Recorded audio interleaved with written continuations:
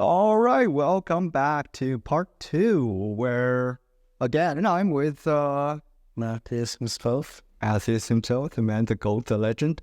Um, just to continue on from part one, where you talked about your background in music production, some of the difficulties you encountered, how to balance everything, how to schedule things around your life, determining the relationships you have. It was a really information heavy part. So if any of you guys missed that, come check out the part one of the video. Now let's move on to part two.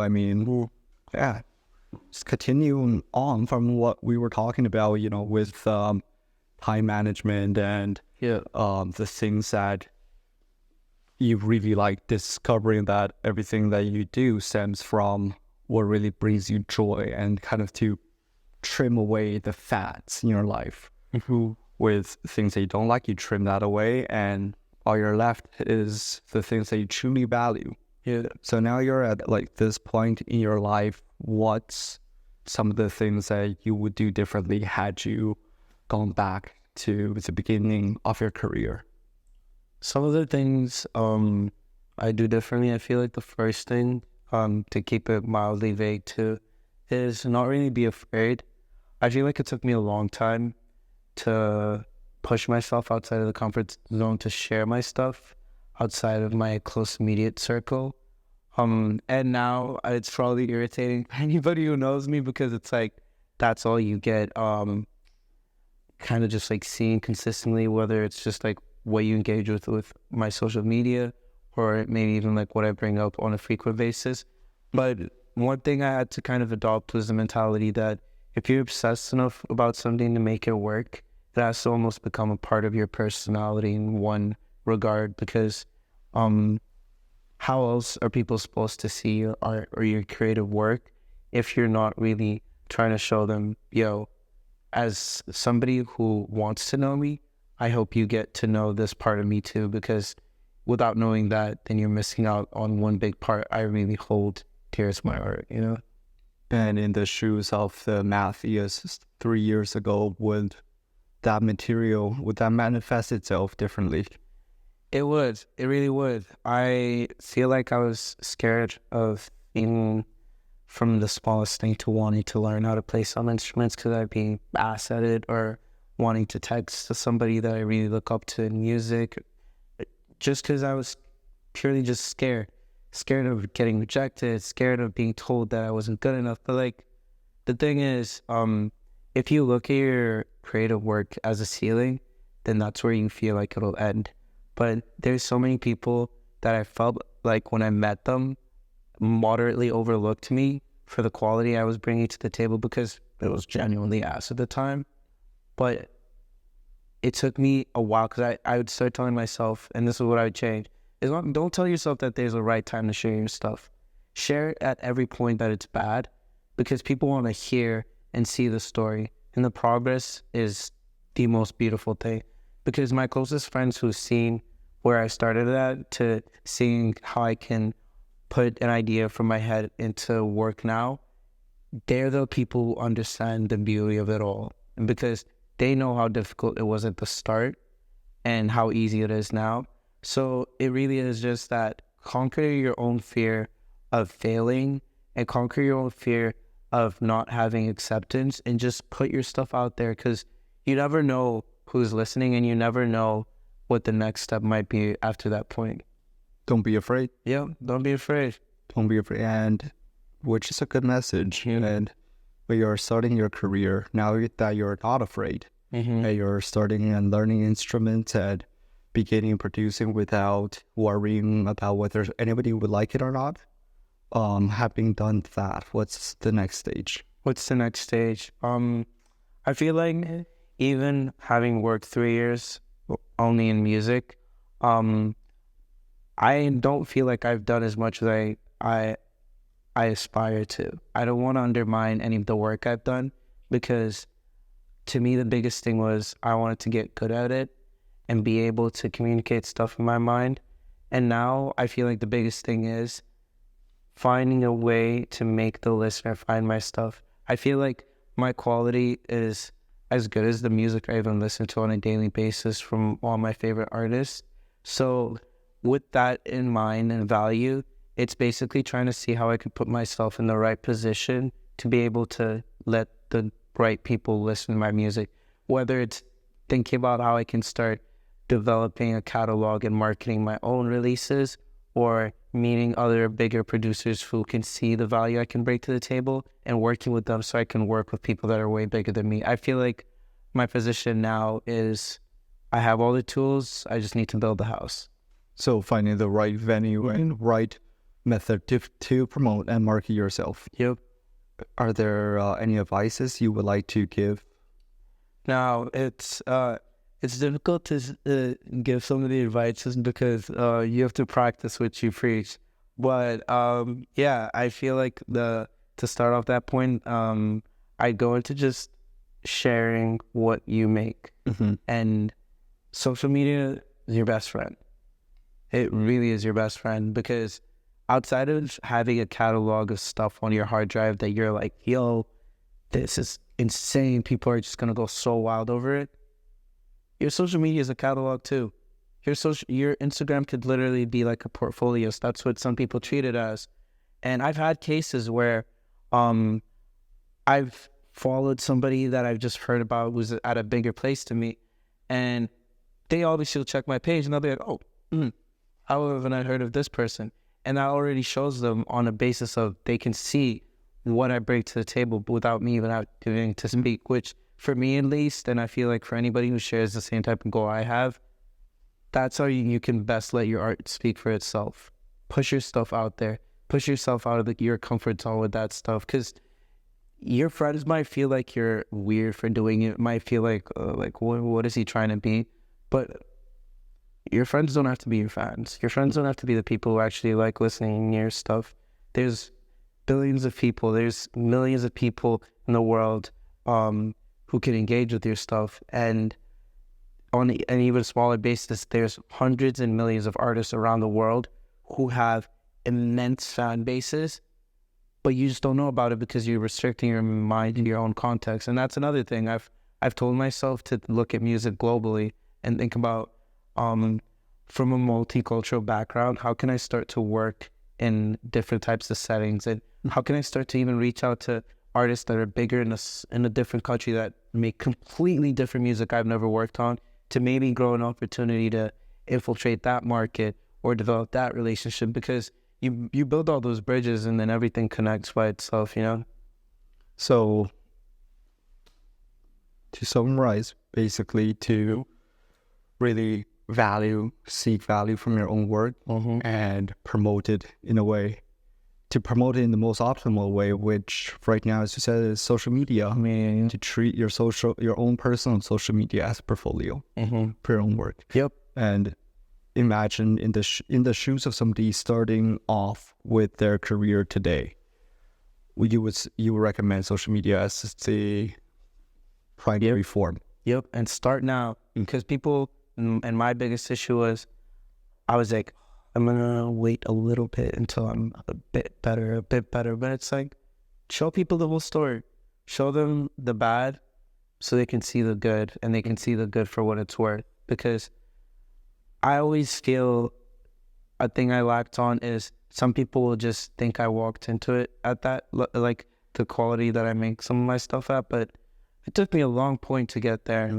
And not having shown what it was before or prior is what kind of makes you miss out. So if I had the opportunity to look at me and even time travel back to tell myself, I'd be like, yo, start creating that portfolio, start creating that catalog, or showing them the development of things. Because you can refine it at the end of the day once you have your brand established. Because at the end of the day, I'm still at the point where music isn't something that's big enough that I could put my whole life into, but I'm working towards that point. And the only way you can do that is progressively show your catalog and your progress to an eventual point where it has some form of notoriety. And once you've achieved that notoriety, you've reached what my goal is, which is the art speaking for itself. Yes. And are there any particular methods and approaches you would, advise young people to do, or people who's beginning to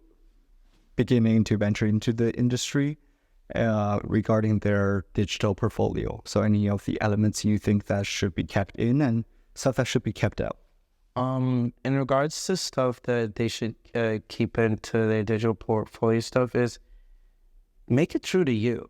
I found that what I started to see, at least from other people that I want to start putting into practice by myself, is I see a lot of guys who have real personality and that are funny putting that element into their music. And I was like, man, like, shit, I should start doing that too. Because like, it's such a big thing to miss out on when you're just trying to chase what image other people have. And in regards to stuff that I might say, I advise people to probably keep out of is that inauthentic look of you see something that works for somebody else and you really just want to steal it because you have no real organic relationship with whatever you're creating if it's just something that somebody else ideated. I say that though with a grain of salt, that at the end of the day, creative work is the masterful art of stealing from others. So if you do steal, just add an anecdote of you and make it your own. At the end of the day, own it. Like I'm pretty sure I heard this in your last episode too. Ownership is one of the biggest strengths somebody could have. And in the same regard with your creative work, you gotta allow yourself to have that ability to know that what you're putting out there is true to you and people don't look at you and hold you up to the standard of somebody else. Because if they hold you up to somebody else's standard or the content and stuff they put out, then you're just going to be in their shadow. You'll be like, oh, he's the next yada, yada, yada, or XYZ. But that's it. You're just going to be the next version of somebody else, which, is that really you? You got to ask yourself, is that really the type of person you want to be? And at least for me, and I hope for everybody else, not really what I'm going to be the real shoddy. Yeah. So with the real shoddy wife, she stand up. Oh, what? Yeah, it's like 8 Mile here. Goddamn. That's what I go do, man. And I feel like everybody got to do that. It'll keep it true to you. It'll keep you happy. You don't feel like you're just faking the whole process for yourself. And so that's step 2. You have developed a portfolio. You have displayed work that's uniquely you and representative of you as a person. And now moving on to step 3, where you're actually producing music. What are some of the things that you would do differently if I went back, or if you went back right now? Honestly, I feel like I guess the one thing, and I'd say not to undermine it, but basically would be maybe pick up some of the instruments that I'm trying to learn now earlier. But when I think about it in that regard, I also tell myself I feel like I've done every part of my journey right so far because it was right to where my life was at, and when everything that I was going through or anything that I experienced, it played like a valuable respect to that. And I think that's one thing people really have to take account for is don't treat how you work on something independent from your social life and all those things that comes with up and downs. I let my up and downs play in line with aspects of my creative work, like that are outside of my creative work, to play into my creative work. If I'm at a high, I'm taking advantage of that high and working more on stuff.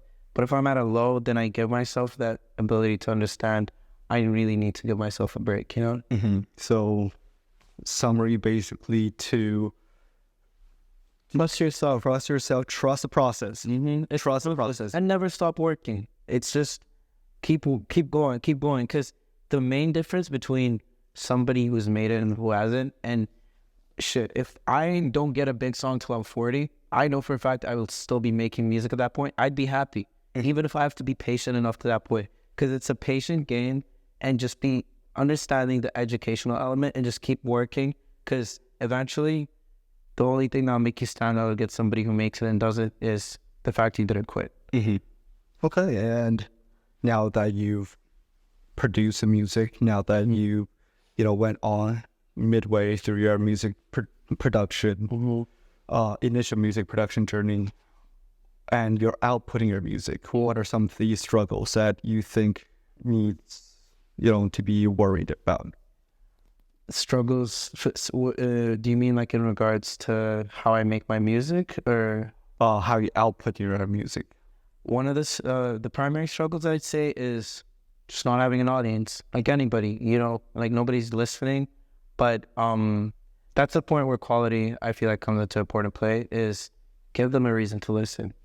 Put it in people's faces, make the content, do stuff outside of your work to bring people towards you. Because until you get to the point where you have some form of notoriety, you have to be putting your content and your work into people's faces and pushing that, even when you're big, so you can get from point A to point B. Okay. So in regards to finally producing your music and outputting it, how do you ensure that, the music remains yours? What are some of the licensing tips you would give people? I'd say the first one is probably educate yourself in what entertainment law is. I had to learn a bunch of things the hard way, especially in regards to what you're owed and people not paying you and stuff. I used to really just be like, dang, I'm always going to get the short end of the stick. And that's where I learned my weapon is understanding and getting the knowledge and being just a consistent learner. Because now when I work with people on music, it's not just I'll give you the beat and then I'll just expect you to ET me or give me the cash. I'm putting that shit on paper, because if you try to fuck up my bag, then we're gonna deal with it in a professional way. And boy, did that help me, because once people see that you have, especially because you're treating yourself as a bigger brand at that point, once you work on the basis of doing that paperwork, then you're set off in a good place. Now, I do say that fully knowing I don't do that with my friends, because the one thing I don't want to do is I don't want the business side of things to come at the expense of the art. So with any people that are my friends that want to work on stuff, then I'm purely working on the basis of not even getting any monetary value, but seeing that I see their potential, and I would rather wait the long game than try to get something out of them in the short run. So to protect yourself. To protect myself, yeah. And maybe it's dumb of me because I haven't been screwed over in that regard, that I don't do that shit with my friends, but I trust my friends enough, or the people I've developed relationships with outside of just the music, where I feel like they have my best interest. And with that in regard, then I operate my business rules around them. All right. So, that's in the beginning, to trust, to no fear, and just to step into it. Don't be afraid. Yep. To trust the process when you're producing music, to build a portfolio, to make the right connections, showcase your work properly to the right people, and finally to protect yourself. 7 steps. 7 steps. And let's wrap up with the final thought. What are some of the qualities that you would say, that you would identify in somebody successful? How do you know if they should pursue this path? What are some of the things? Having talked to some of my friends who do music full time, are in places where I'm like, damn, man, like, you're in a good place. I wouldn't be mad if I was in the same place as you, is viewing your success to your own value. Some of my friends, when I talk to them about music and they talk about just the biggest people in the music industry and comparing themselves, I always tell them that's a good place to get your motivation from. But if you feel like you don't get to that point, that you're getting an L or you're at a loss, then that's such a bad mindset. Because to me, I try to contextualize what being successful is to myself, and I think everybody should do that. And that's what I've seen as a mentality thing from the most successful people. Because my friend told me, and he lives full time off of music, not a single word off of anything else. He was like, I have just like barely any big songs with super huge artists. But he says, I used to think that I was the loser, but he's like, dude, I'm the fucking winner. I get to make something I love every single day, and it pays me, and I don't have to stress about it. And for me, at least, I condition my mind to understand that, honestly, winning is different for everybody else, and you really have to understand that, because maybe you just need it as a side hustle. Maybe you're going to work to be the most legendary musician, but do whatever is best for you and where you see it taking you. Don't feel like just because one person's trajectory went this way that you need to go that way, because it might work the other way for you. Yeah. All right. So thank you so much. That concludes our interview for today. Thank you. Thank you for having me, Leo. Oh, thank you for coming on the show. Once again, really appreciate it, and keep up the good work. Mathias. Thank you, man. Yeah. A great day. Mm-hmm.